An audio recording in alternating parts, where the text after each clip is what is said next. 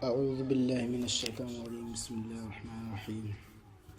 الحمد لله رب العالمين والصلاة والسلام عليك يا صفوة الأنبياء والمرسلين. أما بعد فأعوذ بالله من الشيطان الرجيم. بسم الله الرحمن الرحيم.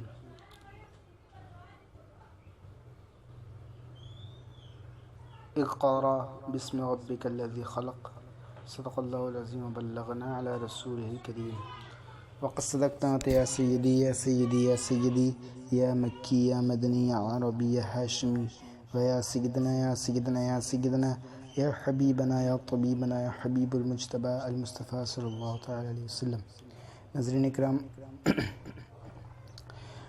آئیے کچھ سننے اور سنانے سے قبل آقا نامدار، مدینے کے تاجدار، دونوں عالم دعانے کو مختار، احمد مجتبی محمد مصطفیٰ روح الفدا صلی اللہ علیہ وسلم کی بارگاہ بقسمہ میں درود پاک کی ڈالیاں نچھاور کرنے پڑھیے بابا سلم اللہم صلی علی سیدنا مولانا محمد بارک وسلم صلی علیہ الصلوۃ والسلام علیہ رسول اللہ حبیب اللہ صلی اللہ علیہ وسلم.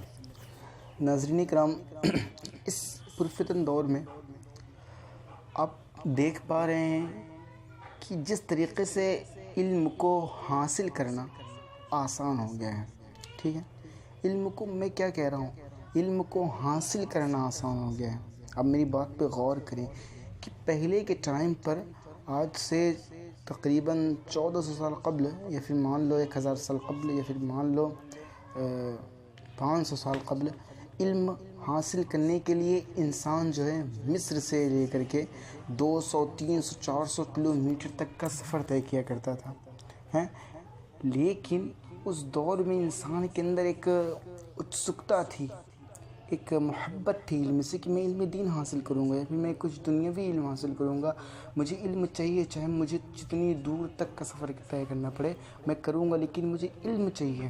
لیکن آج جتنا ہی ذرائع علم آسان ہو چکا ہے، علم کو حاصل کرنا آسان ہو چکا ہے، زیادہ تکلیف نہیں کرنی پڑتی، اور اتنا آسان علم ہو چکا ہے، اتنا زیادہ آسان کہ بس آپ اپنے موبائل میں یوٹیوب، گوگل یا پھر کوئی اور ایپ کھولو اور اس پر بول دو. کسی بھی چیز کے بارے میں آپ کچھ جاننا چاہتے ہو، نماز کے بارے میں جاننا چاہتے ہو وہ یوٹیوب پر، آپ دین کے بارے میں جاننا چاہتے ہو وہ یوٹیوب پر، کلمے کا ترجمہ جاننا چاہتے ہو وہ یوٹیوب پر، آپ اگر جاننا چاہتے ہو اپنی کمیونیکیشن اسکل کیسے بلڈ کرے وہ یوٹیوب پر.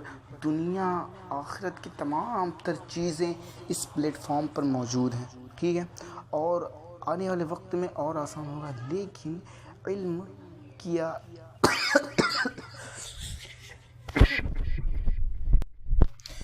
علم حاصل کرنا جتنا ہی آسان ہوا ہے اور اتنا ہی عمل کرنا مشکل ہو گیا. آپ سمجھ پا رہے ہیں کہ پہلے کے لوگ جب علم حاصل کرنے کے لیے دور دور جایا کرتے تھے، جب وہ علم کو حاصل کیا کرتے تھے اس کو عمل کیا کرتے تھے. لیکن اب جتنا ہی علم آسان ہوتا جا رہا ہے، پہلی بات تو انسان علم حاصل نہیں کرنا چاہتا، دوبارہ اگر حاصل کر بھی لیتا ہے تو اس پر عمل نہیں کر پاتا ہے نا. اس کی مثال آپ یہ سمجھ لیجئے کہ جیسے کہ پہلے ہمارے پاس کھانے کے لیے کھانا نہیں تھا، ہے نا، مثال طور پر کھانے کے لیے کھانا نہیں تھا ہمارے پاس. اب ذرا نہیں لاک ڈاؤن کی بات کر لیں اگر، تو لاک ڈاؤن میں انسان جو ہے مسجد جانے کے لیے ترس جاتا تھا، ہے نا.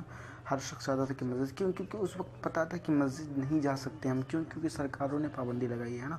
لیکن جیسے لاک ڈاؤن ختم ہوا، لاک ڈاؤن کے بعد مسجد کھول دی گئی، لیکن انسان پھر جو ہے اپنے کاموں میں بن گیا. جیسے اپنے کام میں دن رات بزی رہنا، کہ اللہ رب العالمین نے ہمیں اسی لیے پیدا فرمایا ہے کہ اللہ نے بس یہی کہا ہے کہ جاؤ دنیا میں دنیاوی اخراجات پہ غور کرنا، اپنے فیملی والوں کو ہی دیکھنا، اس کے بعد جو ہے ایسے زندگی اٹھنا اور اپنے کاموں میں کرنا، اس کے بعد چلے جانا، بس یہ زندگی ہے. نہیں میرے دوستو، نہیں. اللہ رب العالمین نے ہمیں، یہ مقصد ہمارا نہیں ہے، یہ مقصد کافروں کا ہے کہ وہ دنیا میں آئے ہیں، لگژری زندگی جئیں، دنیا کو جنت بنا ڈالیں، خوب عیاشی کریں، شراب پئیں، زنا کو عام کر دیں، موبائل فروشی، تمام تر چیزیں کریں. کوئی دقت کی بات نہیں، یہ ساری چیزیں ان کے لیے. لیکن ہمارے لیے اللہ رب العالمین نے فرمایا وَمَا خَلَقْتُ الْجِنَّ وَالْإِنسَ إِلَّا لِيَعْبُدُونِ. اللہ نے فرمایا کہ ہم نے انسانوں کو صرف اور صرف اپنی عبادت کے لیے بنایا. اور عبادت کون لوگ کریں گے؟ وہی جو اللہ پر ایمان لائے ہیں. تو یار ہم ایمان والوں کا یہ کام ہی نہیں ہے. ہمارا یہ کام ہی نہیں کہ دنیا بنائے، نہیں، ہمیں آخرت کے چکر میں پڑنا چاہیے، کیونکہ اللہ رب العالمین نے قرآن عظیم میں فرمایا کہ جنت کی طرف لپکو، کیونکہ اس کی نعمتیں اس طرح ہمیں دنیا میں اللہ رب العالمین نے بھیجا، ٹھیک ہے. اس کے بعد اللہ رب العالمین نے 4 کتابیں نازل کی، توریت، زبور، انجیل، ٹھیک ہے. اس میں سے اللہ رب العالمین نے جو سب سے اول کتاب نازل کی وہ ہے قرآن عظیم، جس کو سب سے آخری نبی پر اور سب سے آخری کتاب انہی پر اتاری اللہ رب العالمین نے.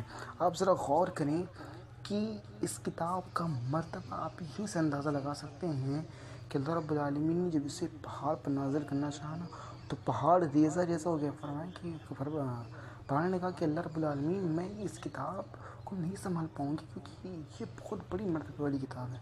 ذرا سوچے، اور اتنی بڑی مرتبے والی کتاب کا پہلا اعلان جو ہے وہ اقرا، پڑھو، نالج